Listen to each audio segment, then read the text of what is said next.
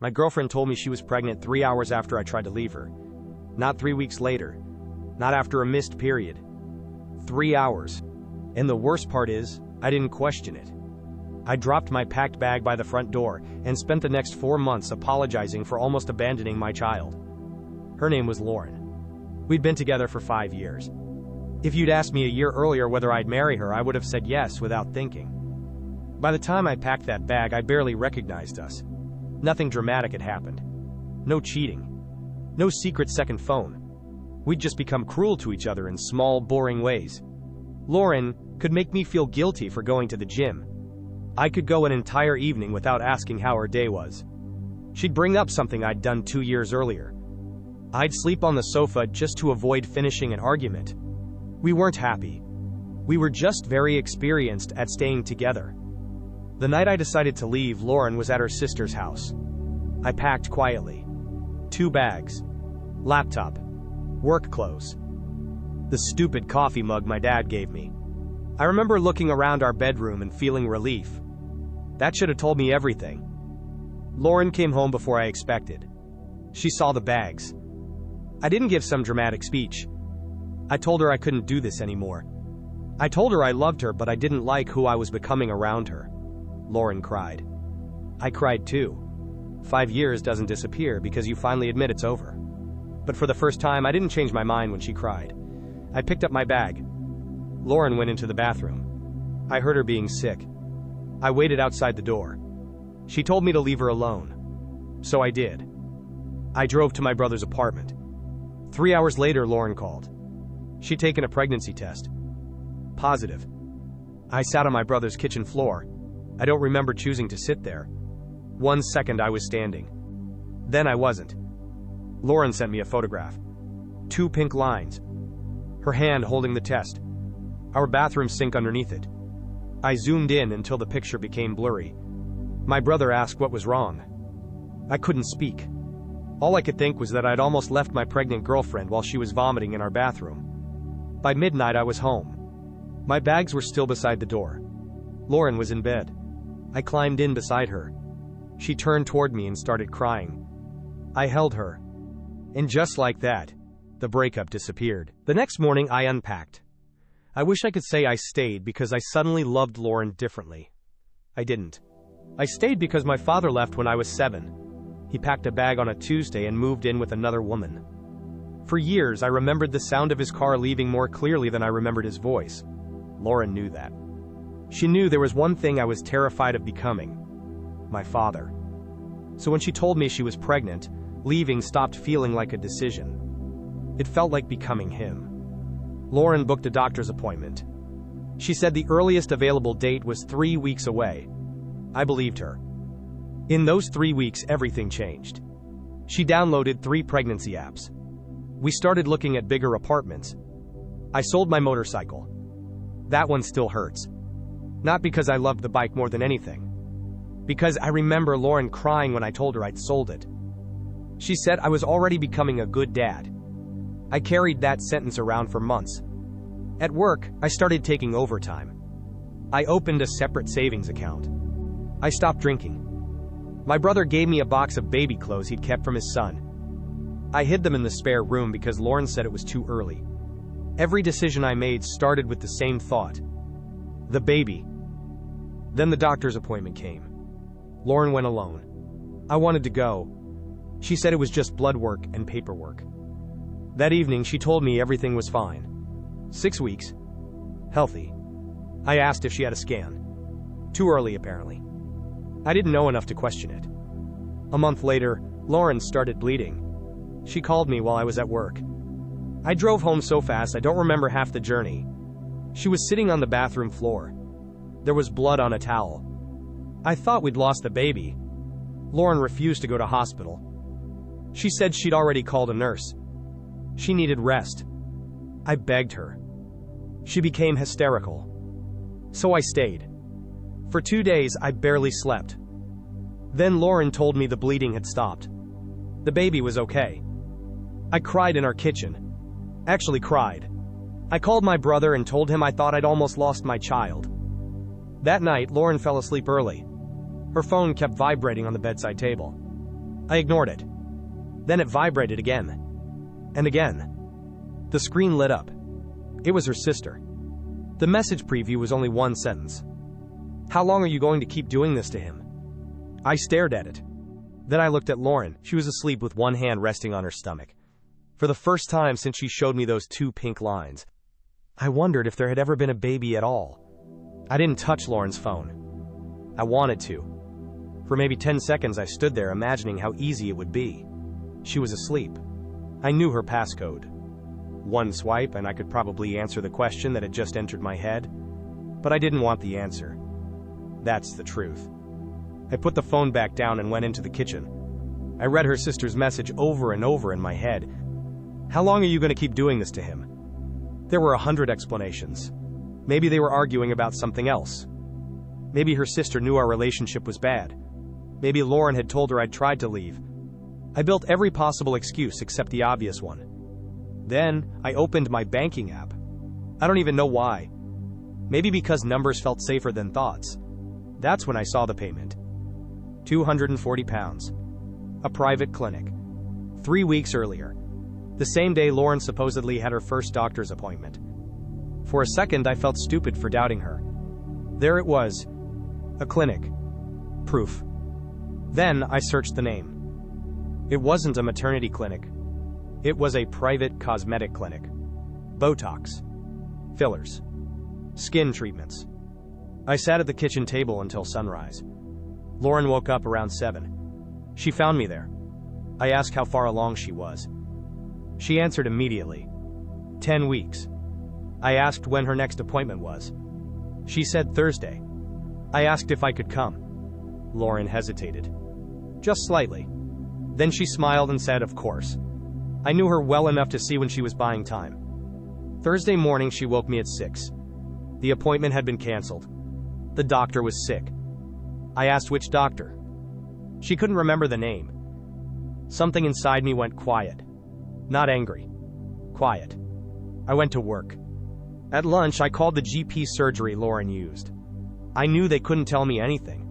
I wasn't asking for medical records. I just asked a general question about pregnancy appointments.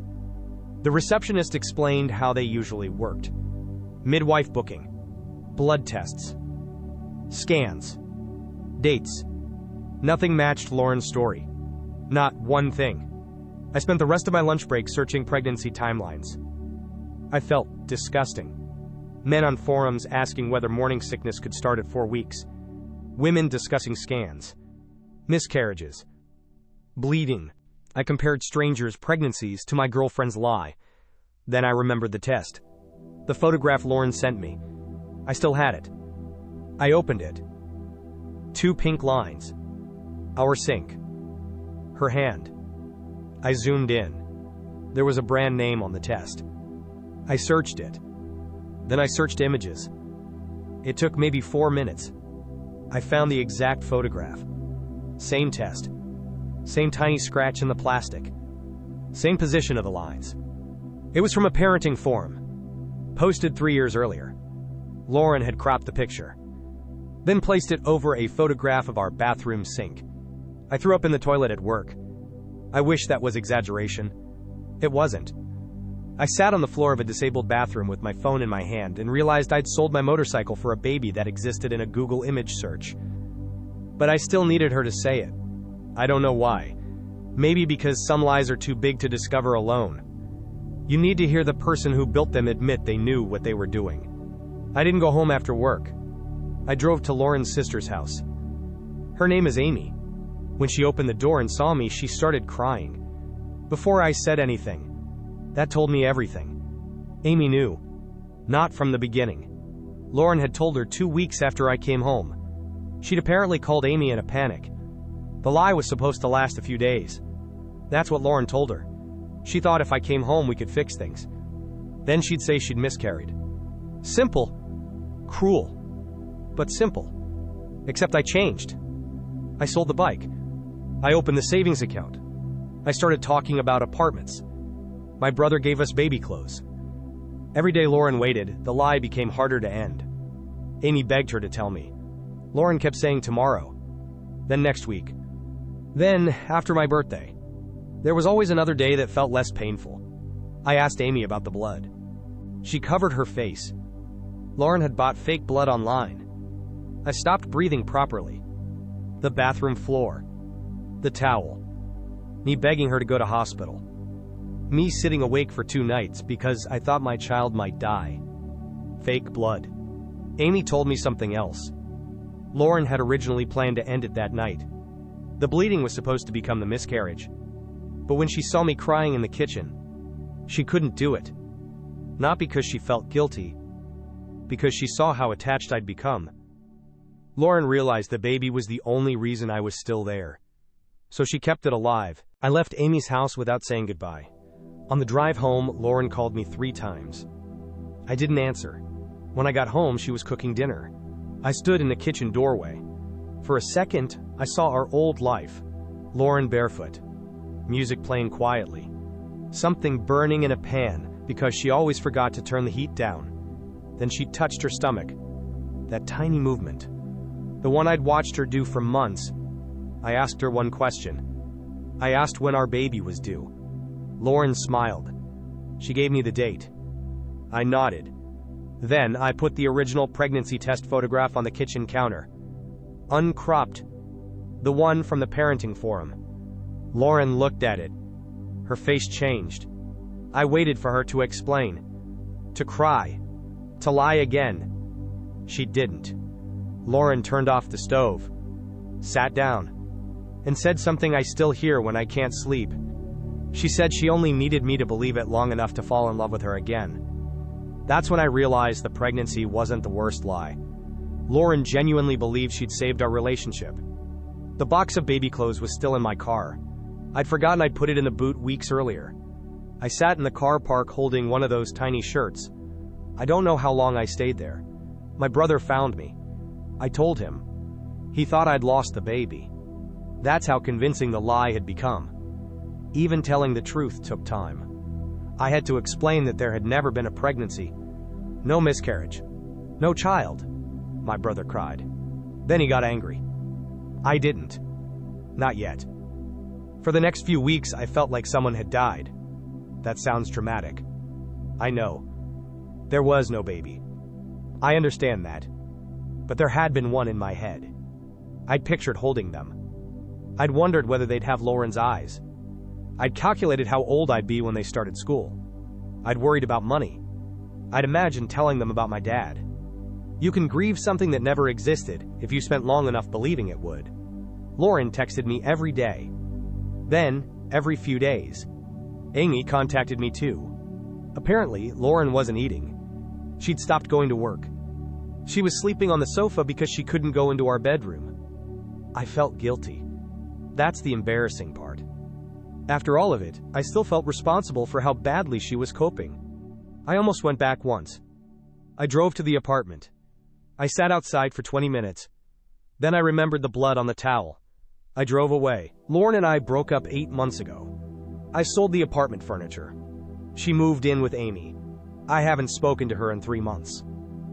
The motorcycle is gone. I could buy another one. People keep telling me that. They don't understand why I mention it. It's not about the bike. It's the first thing I sacrificed for my child. And every time I remember selling it, I remember how proud I was of myself. I thought I was becoming better than my father. Lauren knew that. Maybe one day I'll forgive her. I don't know. What scares me is that I understand why she did it. She was terrified. She thought I was leaving forever. She wanted more time. And one lie gave her 4 months. That's the part one think about. It worked. For 4 months, I came home early. I held her. I planned our future. I loved her more carefully than I had in years. Lauren got exactly what she wanted. She made me fall in love with her again. And then she made sure that version of me could never trust her again. Sometimes I still think about the due date. It passed 2 months ago. I didn't tell anyone. I took the day off work. I drove for hours. No destination. No plan. At some point, I realized I was crying. I felt stupid. There was never a baby. But for 4 months, I was a father. At least in my head. And losing that felt real. even if everything else wasn't.